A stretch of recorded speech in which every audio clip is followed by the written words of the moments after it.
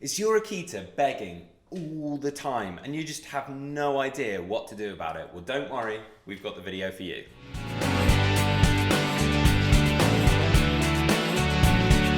Welcome back to the Fenrir Akita Show. My name's Joe and I'm a certified canine leader here at FenrirCanineLeaders.com. We are dedicated to helping you learn everything you could possibly want to know about the Akita and then how to become a high-level canine leader so you can raise your very own. So if you're new here, don't forget to subscribe and turn on that notification bell so you never miss a future upload. If your Akita is begging all the time, that can become incredibly frustrating. Whether it's over food or attention, it's very annoying. So today we're going to be tuning into a webinar that Will, the canine behaviorist and founder of FenrirCanineLeaders.com, has recorded all about dogs that won't stop begging and how to deal with that situation. So over to you, Will. So in today's quickfire webinar, we're going to talk about one of the most common, but definitely lower on the spectrum in terms of severity of behavioural problems, and that's with dogs begging. Now, for me, we're going to go over this one quite quickly because it really doesn't need too much time or intricate finesse in terms of an advanced canine behaviour modification program. Whether you are struggling with begging with your dog at home or you're thinking about getting into a professional capacity of working with dogs, begging really is quite a simple one. Now, again, I always talk about fixing things at the root cause of a problem rather than focusing on the symptom of a root cause, and begging is definitely one of those scenarios where begging is absolutely a learnt behaviour, and it is if it has become a learnt behaviour, it means that the owners weren't overly aware of it becoming a learnt behaviour or what they were doing in order to cause that learnt behaviour from happening. And just how a dog can learn to beg for food and it become an obnoxious, annoying behaviour, they can also learn to not beg for food. So what I like to do is always strip it back and make the owner understand where begging comes from and how it's actually their fault, not the dog's fault.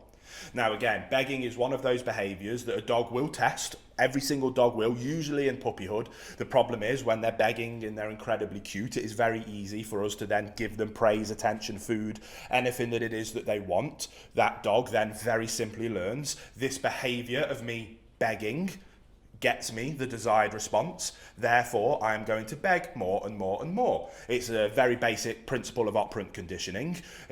We have accidentally positively reinforced the behaviour of begging. When we positively reinforce a behaviour, that behaviour will be seen more frequently. It's very simple. Now, it gives us two options when it comes to breaking down that behaviour and stop it from happening. We can kind of go the slower approach of simply redoing that and positively reinforcing the desired behaviour and simply ignoring begging, and the dog over time will start to learn. When I beg, I used to get the desired response and now I don't. However, if I'm calm, quiet, well-mannered, I get the desired response. Over time, begging will start to happen less frequently because we're completely ignoring it, and calm, desirable behaviours of being quiet and well-mannered will start to increase.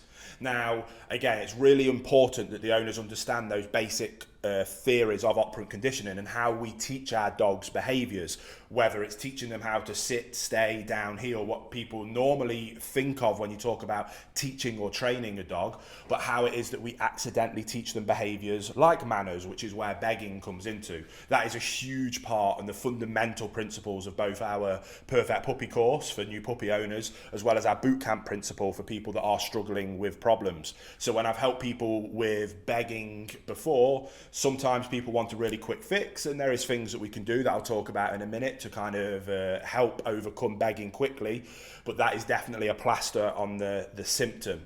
What we always like to do is teach owners how to become high-level canine leaders, and this is one of those behaviours that is fascinating. When I say, okay, you want to stop your dog begging, we're going to do nothing about begging. I want you guys to go through one of our bootcamp processes, and if it's in person, I help them do it, or maybe they do one of our online versions of our bootcamp. They go through that principle, and then we've had hundreds of people now, into the thousands of people, be like, I cannot believe that it just went away. I was like, yeah, it did go away because that principle has taught you how to become a high-level canine leader. You now understand where you are accidentally teaching bad behaviours like begging, and then what you need to do and how you need to interact and communicate and work and live with your dog to make sure that you are promoting the desirable behaviours, and then getting the undesirable behaviours to either correct them or let them just disappear on their own while we're promoting the desirable ones. Like I say, it kind of strips it back to that root cause level, fix it at the root cause, and then these symptoms just naturally just fall off. And it's a beautiful thing to be a part of, and it's a beautiful thing to help owners be able to do with their dogs. Hey guys, very quickly, I just wanted to ask, are you following us over on Instagram? If you're not, there's 2 accounts that I would love for you to check out. The first one is our brand account at Fenrir Canine Leaders, where you can see more about our industry leading products that we create. If you're interested in following me personally, that's at I am Will Atherton, where you can see behind the scenes of me working with some of the most extreme behaviour cases in the world and what it takes to run these kind of YouTube channels. And maybe if you just want to be able to come over and chat with me, that's the place for you. So there'll be links down in the description box for both of our Instagram pages. I'd love for you to come and check them out, and hopefully we'll chat over there. Now, like I say, that's fixing it at the root cause. It's just simply restructuring your relationship, teaching yourself on how to be a high-level canine leader, getting a basic understanding of operant conditioning, and all those things will just start to come naturally. Takes a few weeks to a month. That's why our bootcamp process is a month. And if you are interested in that, by the way, there'll be a link down in the description box below. But it's just about restructuring that relationship and about you understanding where you're going wrong and what you should be doing differently, and what you should be doing to promote good behaviours and discourage bad ones.